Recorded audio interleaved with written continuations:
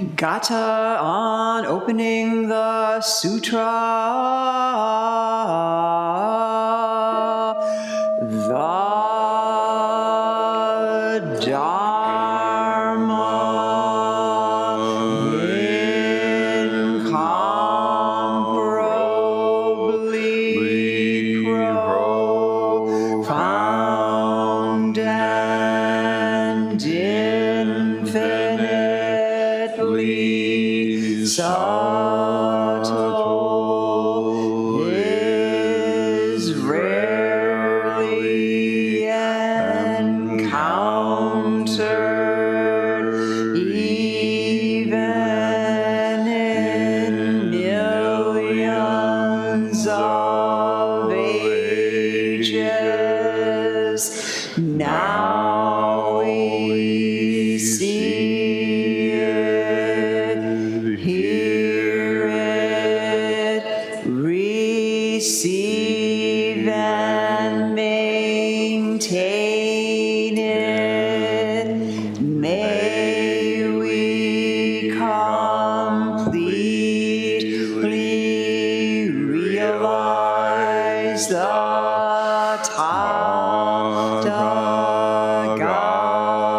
Tathagata's true meaning. Good afternoon, everybody. So when we're in sesshin, things have a very particular quality, a quality that in my experience is impossible to reliably access elsewise. At least that's true for a great deal of time. Once a practitioner has tumbled into the heart of themselves, then suddenly sesshin can be all kinds of times, all kinds of places, everywhere.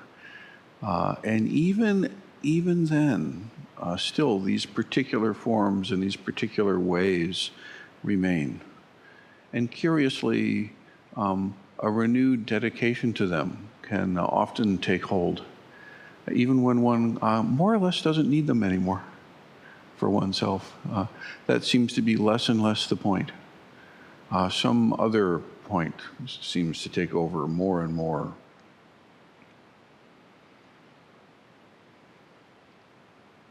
Many of us are encountering deep barriers in this moment.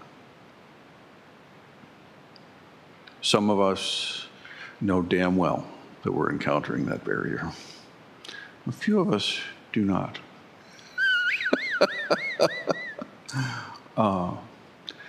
Nonetheless, this work of actually settling down, being still, learning how to, and then choosing to pay attention to this great matter of our own life is a necessary ingredient to awakening.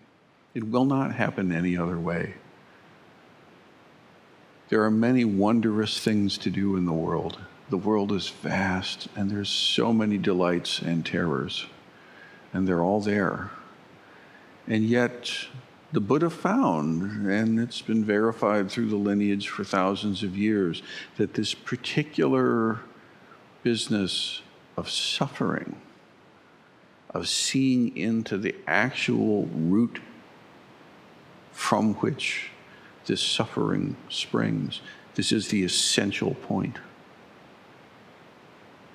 And again, how do we actually do that? It would seem to the everyday mind in its untrained state that the answer is to quickly put out all the fires ever more efficiently, ever more thoroughly, and then to plant the beautiful garden ever more efficiently, ever more beautifully, and somehow, after decades, hopefully, of putting out fires quickly and growing the beautiful garden, it'll all be great.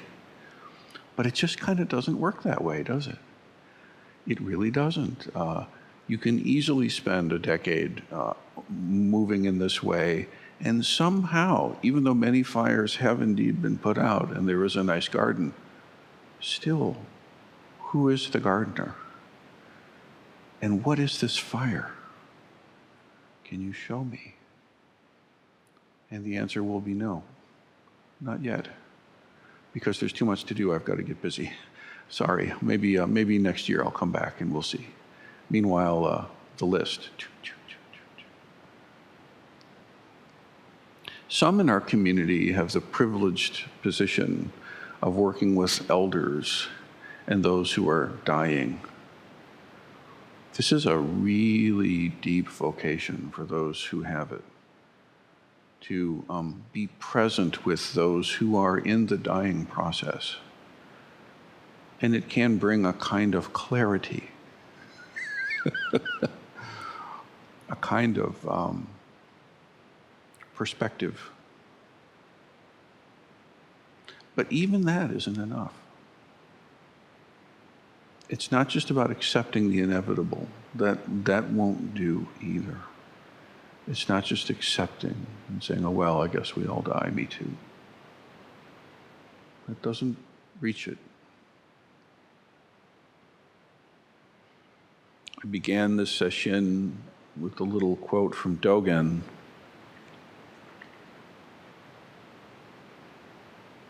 A clear-eyed ancestral teacher is difficult to encounter and difficult to understand.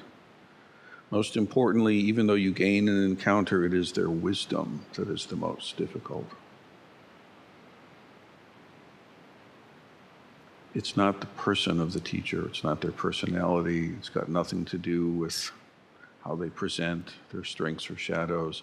It's the wisdom of the Buddha. It's the Buddha Dharma itself that hopefully sings through this voice and the other voice and another voice. But it's that wisdom itself that's the heart of the matter. And although it is true, it is definitely true that that wisdom is innate in you. You had it before you were born. You've had it this whole time along. This temple doesn't add a speck to you. And thank goodness. But if we don't realize it, if we don't deeply realize it for ourselves, we're like a person crying of thirst, submerged to their neck in fresh, delicious water, who will die of thirst.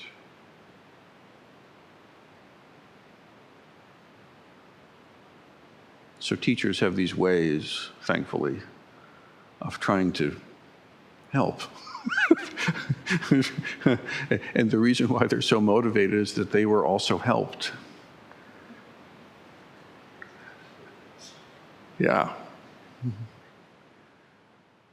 I mean, when I think of the generosity and patience of my teachers, I can never repay. When I think of the dangers and treacherous terrors that were so readily at hand,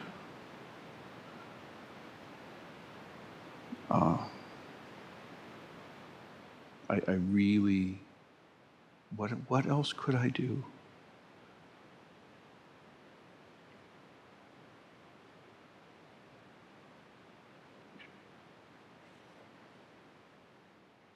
Blue Cliff Record, the Heikigan Roku, case 61. Feng Shui's one atom of dust. The pointer. To set up the banner of the teaching and establish its fundamental message is a matter for a genuine master of the school. To judge dragons and snakes, distinguish the initiate from the naive, one must be an accomplished teacher.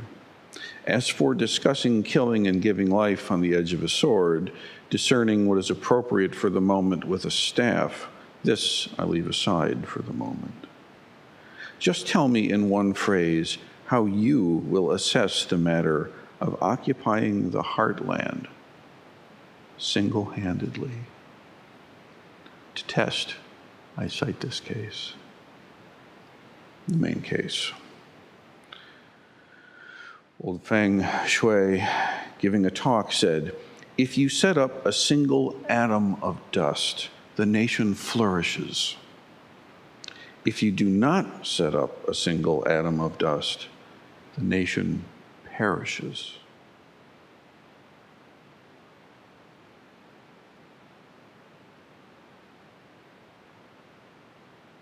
After some time,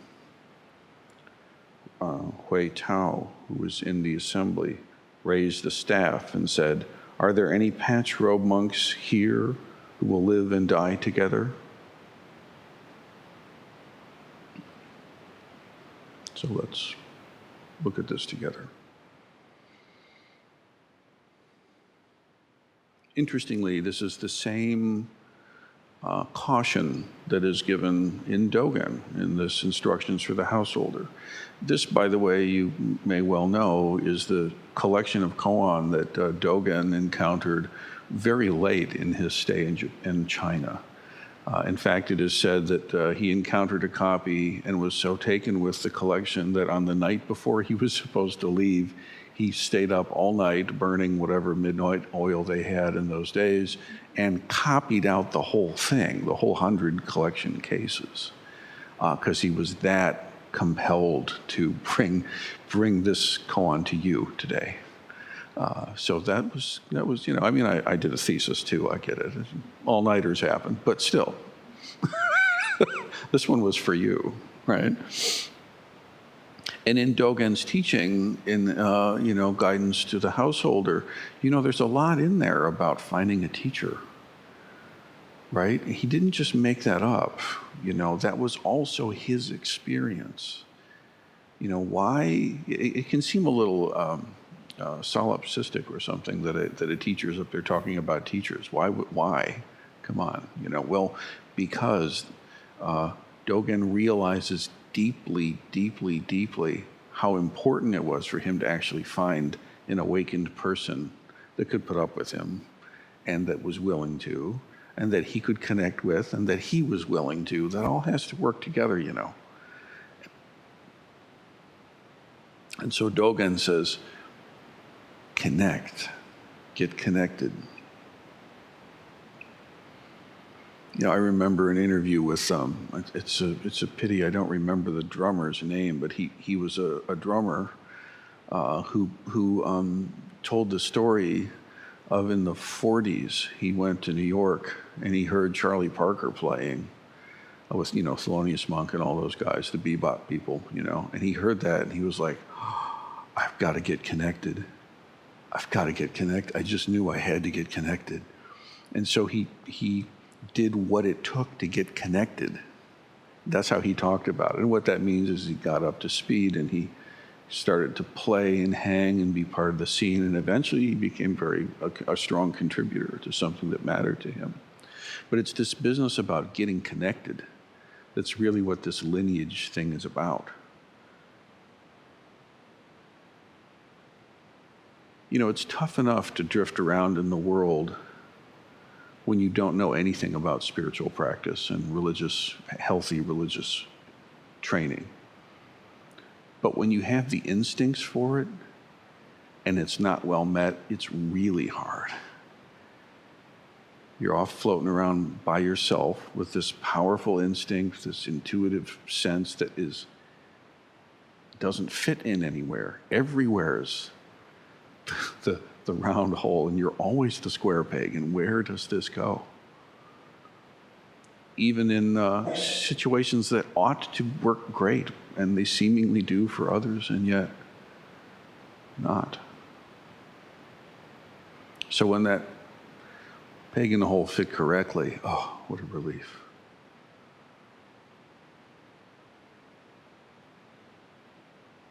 And it's not just an idea, it's because this suffering is actually getting transformed for real. And this is messy. This is messy business because people, right? Because people, and so people, then there's mess. And that's fine. That is no problem. Please don't waste any time being surprised that there's mess. oh, yeah. It'd be like, I don't know, getting a puppy and then being shocked that they pee. Yes. I mean, I get it. It can be a bit, in the way at times, and it's a little off-putting, But, imagine having a tantrum over the fact that the little puppy peed. How could they? I can't believe this. Why on earth would a... Well, because they have a urinary tract, as do you. That's not the issue. The mess is not the issue. It's how you work with the mess, right? And thus, the guidance of someone who's worked with the mess, in a long lineage that has worked with the mess, with all the messy ancestors. Yay, mess. Because really, if you have a fantasy that it's supposed to be pure, whatever that means in your head, like a pure puppy would never pee. You search the world for the pure, true puppy. You are doomed. This project is doomed to failure. There's no way you're going to find that puppy. You're not going to find it. It's not there. It's not there. Unless it's dead. It's not there. This isn't what I thought. It fits my parameters, but ew. But as funny as that is, why are you doing that to yourself then? Why do you keep giving yourself shit because you pee? Stop it. Just cut it out. Don't spend one more doksan coming into me saying, I can't believe I pee. I hate myself. Hey, time is, hey, let's, what else can we do with this besides attack ourselves? Do you understand? This is important. It's really important. It's funny when it's a puppy. It's scathing when you're attacking yourself like that. You do not need to do this. In fact, you have my full permission to not. Right? It's not helpful. It's a horrible scar on humanity's experience, this idea of self-attack, to somehow purify yourself in the light of some cosmic judge. No. No. To set up the banner of the teaching and establish its fundamental message is a matter for a genuine master of the school, meaning there are those that are not. As Dogen says, make sure you're connected, and you're connected to an actual someone who can help, a real teacher. To judge dragons and snakes, that's dragon is an image for an awakened person, and a snake is, nascent dragon, but not there yet, right? To distinguish the initiate from the naive, or knave, or whatever, the inner from the outer, one must be accomplished. And that's a real thing, We'll leave it there. As for discussing killing and giving life, this is Manjushri's sword blade, okay? The sword that gives life, the sword that takes it. On the edge of the sword, Katsujinken, Satsujinken, discerning what is appropriate for the moment, finding that edge and actually meeting it. Using a staff. This I leave aside for the moment.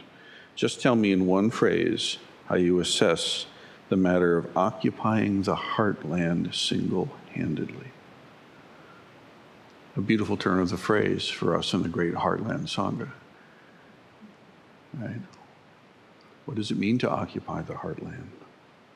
To test, we cite this case. Now the setup is that the teacher is initiating a Dharma combat, it seems to me. I think that's what's going on. He says to the assembly, if you set up a single atom of dust, the nation flourishes. If you do not set up a single atom of dust, the nation perishes.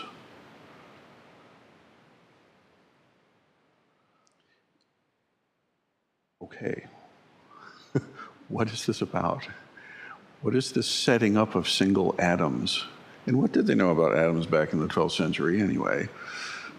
And of course, this was, Dogen copied this in the mid-early 12th century, and it's of encounters that happened hundreds of years before. Nonetheless, the translation rings true, perfectly true. If you set up a single atom of dust, the nation flourishes. If you do not set up a single atom of dust, the nation perishes. There are a few capping phrases here. There's a few notes. Feng Shui, giving a talk, said, in the response to that, he rouses clouds and brings rain. He rouses clouds and brings rain. Hear this teacher abusing these poor students by stirring up storm and trouble. Mischievous bodhisattva, stirring the pot. That's the job. So, old Feng Shui, giving a talk, said, if you set up a single atom of dust.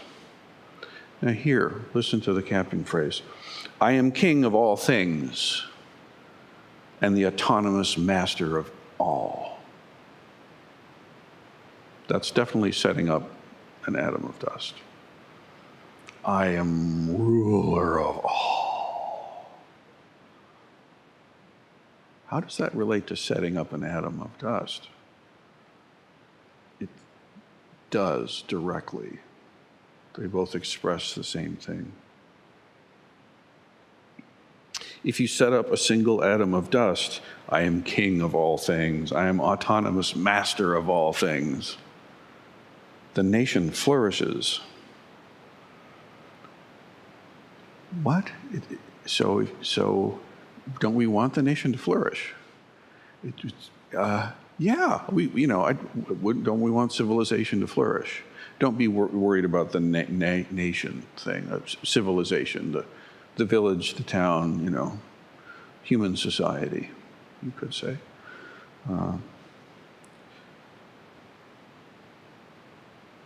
If you set up a single atom of dust, the nation flourishes.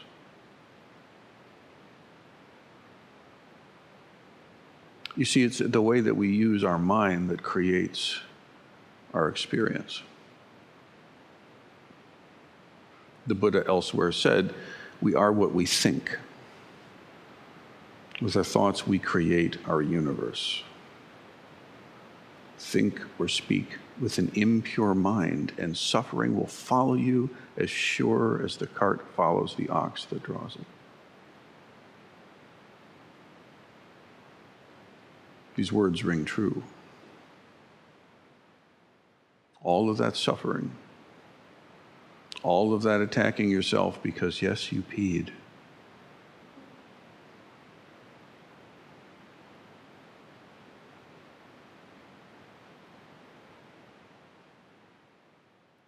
If you set up a single atom, you've created the entire universe. Yin and yang instantly arise. Up and down, yes and no, good and bad, winning and losing, victor and vanquished, successful Zen student, bad Zen student. Oh, does the nation flourish and perish and flourish and perish and contest. Setting up an atom, I don't know that it's all it's cracked up to be. Let's see the note. This is not the business of his house. This is not the business of the temple, setting up atoms. But you don't need to train in that. You've got that one down. You're already really good at that. Nobody needs to come in and train in how to set things up. You've got that. But the teacher goes further. He says, if you do not set up a single atom of dust, listen to the capping phrase here. He sweeps away the tracks and obliterates all traces. Having lost his eyes, his nostrils are gone too.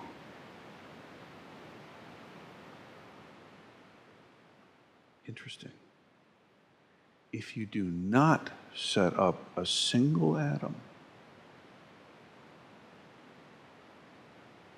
you sweep away all tracks and obliterate all traces. No track, no trace. Having lost your eyes, you lose your nostrils as well. Also your tongue and your skin and your ideas and your wins. Oh, don't, yes, your wins and your losses and your you.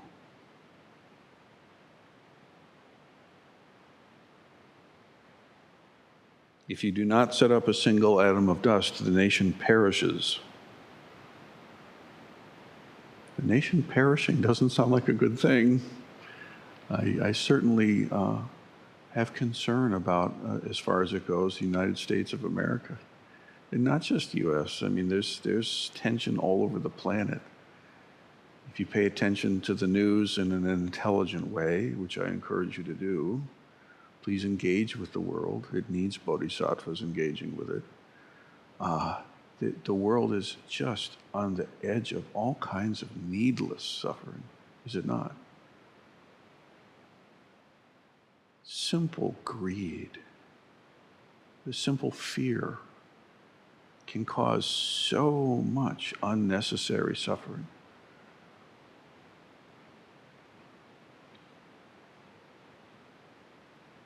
And from that perspective, I would like all of human civilization to flourish, truly flourish. And what is the heart of wisdom that this teacher is bringing us?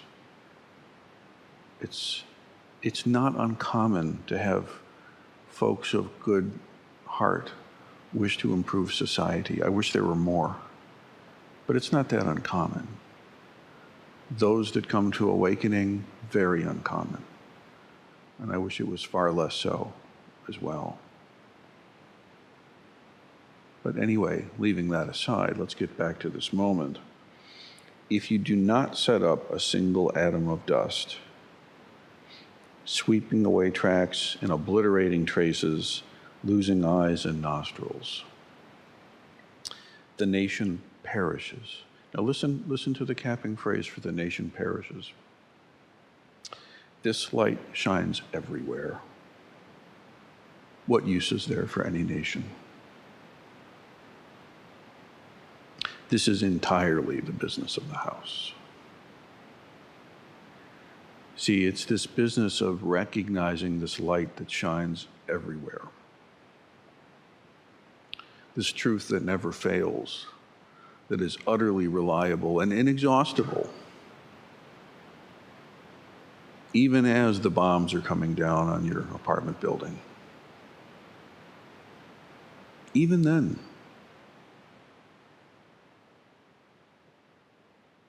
What is this light that shines everywhere?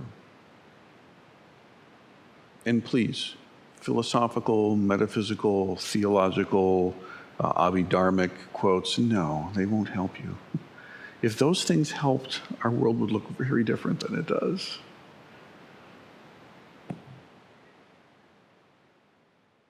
We need something a lot more intimate, something that actually connects, right? With you, with me. with the reality of this moment we're living together, the reality of this world that's so beautiful, just gorgeous, and so horrifying.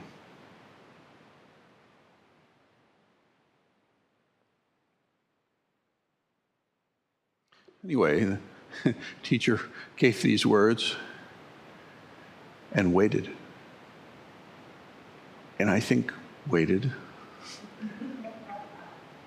looked at their watch and waited a little while longer, careening the neck, looking to prod someone. And I think a lot of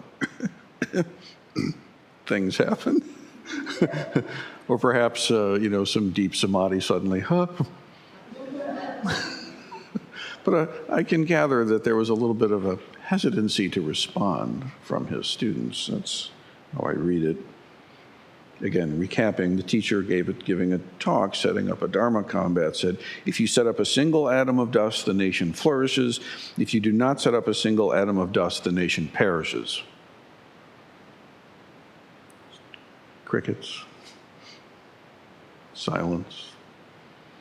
And then another teacher raised their staff, held it up. Perhaps it was the staff bearer. When you have a Dharma combat, there's someone who holds the staff, right? You may have seen this. You're about to. And that staff is very significant. This one is a bit much, to be honest. This is kind of overwrought, honestly, but hey, if the shoe fits,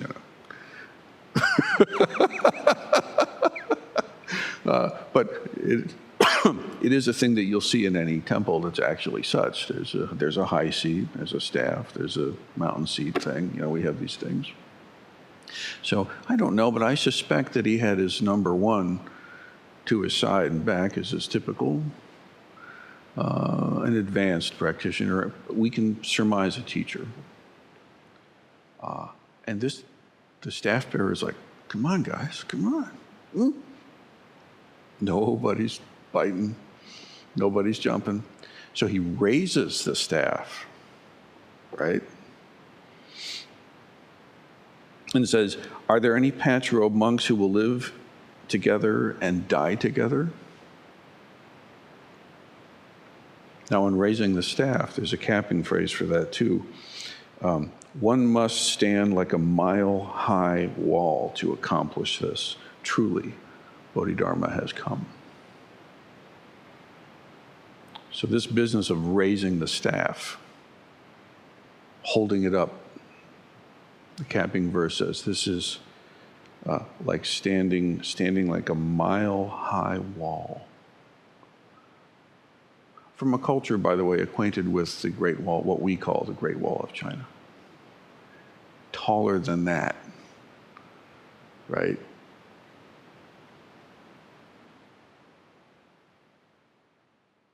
Raises the staff and says, are there any patch-robe monks who will live and die together? Bodhidharma has come.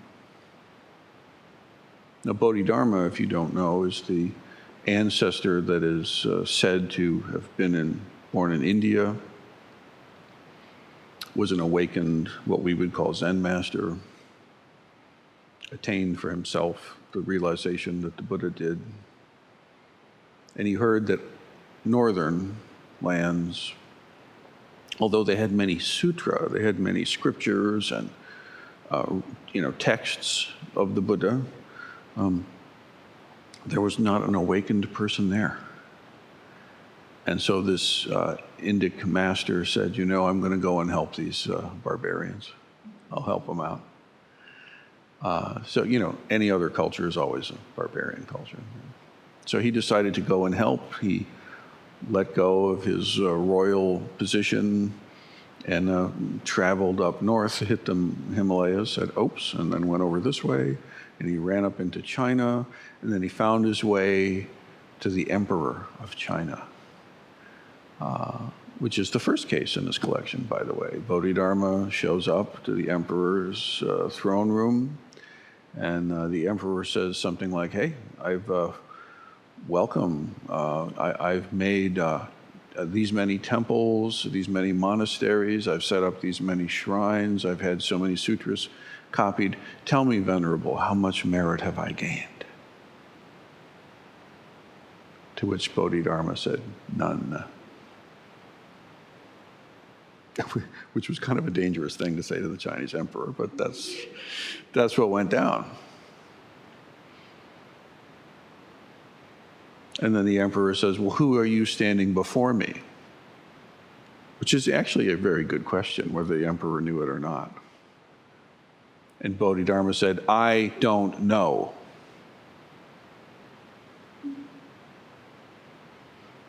He flourished his sleeves and left. Also a dangerous thing to probably do. But hey, it's Bodhidharma.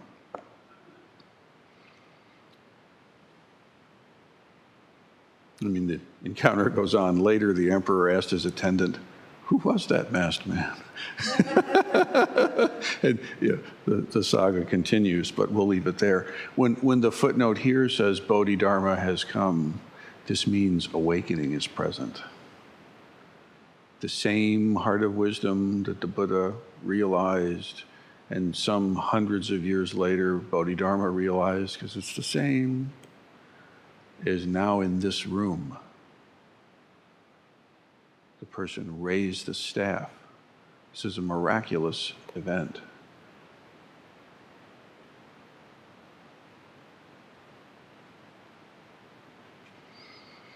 Are there any monks who will live and die together here? Of course, he's speaking to a room full of monks.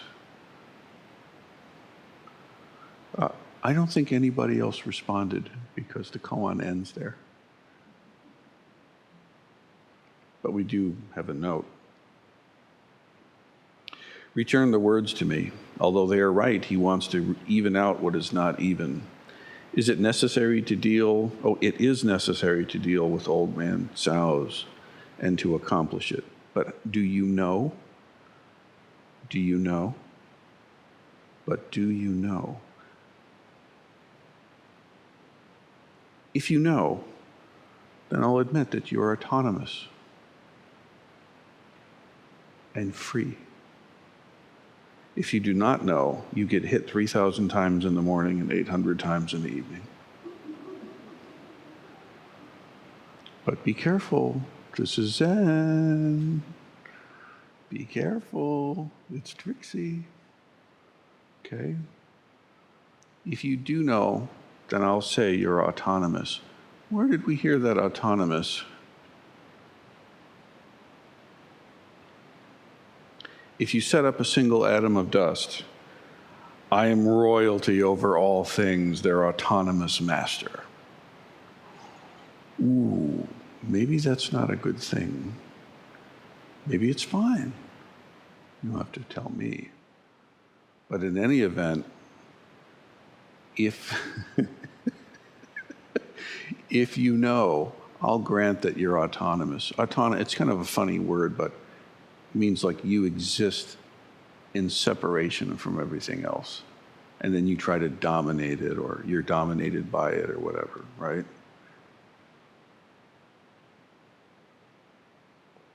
If you do not know, well, then you get hit 3,000 times in the morning and 800 times in the evening. What kind of not knowing is this? And that sounds like a bad outcome. I'm not like up for that day. But really, what's it mean?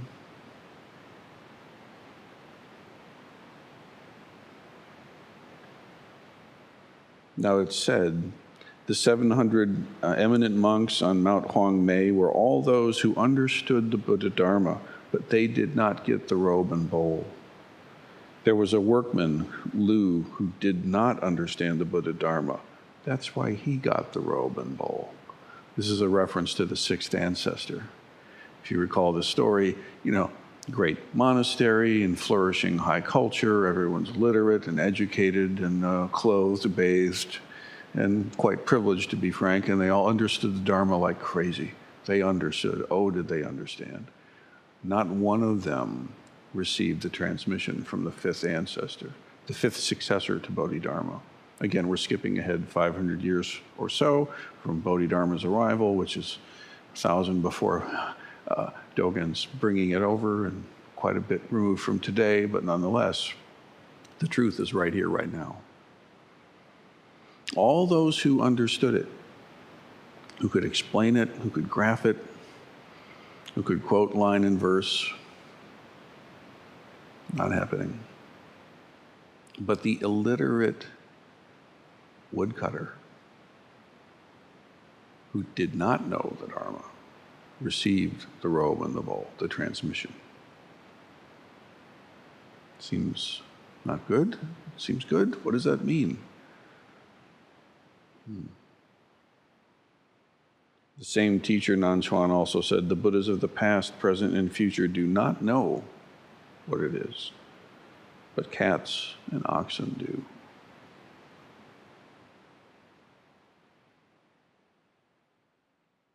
So, if you do not know, then you get 3,000 times in the morning, 800 times in the evening. Even when you do not know the Dharma, you're still a mess. The puppy still pees. But guess what? You don't hit yourself about it anymore. You clean up the pee. And you love the puppy. You take care of the puppy, huh? You love yourself. You take care of yourself, huh? The world is messy, and you love the world, and you take care of the world, huh? I'll take those 800 blows. Yeah. I'll take those 3,000 hits in the morning. I think I got a dose today. And 800 in the evening? Sure. That's a beating I'll sign on for. Because that's being in contact with the world that desperately needs your contact, your connection. For real. You, me, all of us.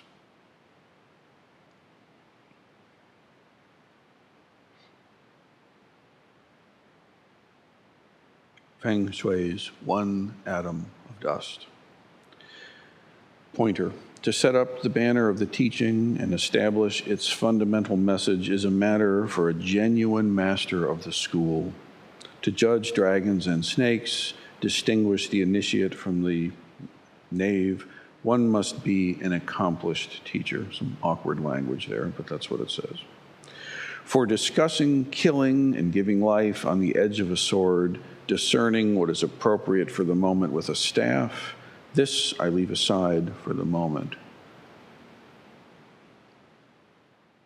Just tell me in one phrase how you will assess the matter of occupying the heartland single-handedly.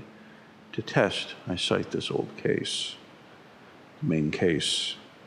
Feng Shui, giving a talk, said, if you set up a single atom of dust, the nation flourishes. If you do not set up a single atom of dust, the nation perishes. Shui Tao then raised his staff and said, are there any patch-robe monks who will live together and die together?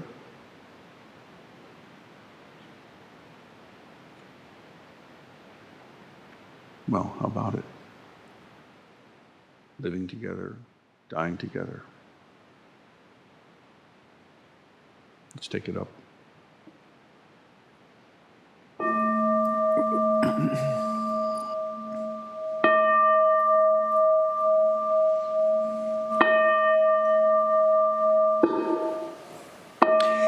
Beings are numberless. I vow to free them. Delusions are inexhaustible. I vow to end them. Dharma gates are boundless. I vow to enter them. The Buddha way is unsurpassable. I vow to embody it. Beings are numberless. I vow to free them. Delusions are inexhaustible. I vow to end them. Dharma gates are boundless. I vow to enter them. The Buddha way is unsurpassable. I vow to embody it. Beings are numberless. I vow to free them. Delusions are inexhaustible. I vow to end them. Dharma gates are boundless. I vow to enter them. The Buddha way is unsurpassable. I vow to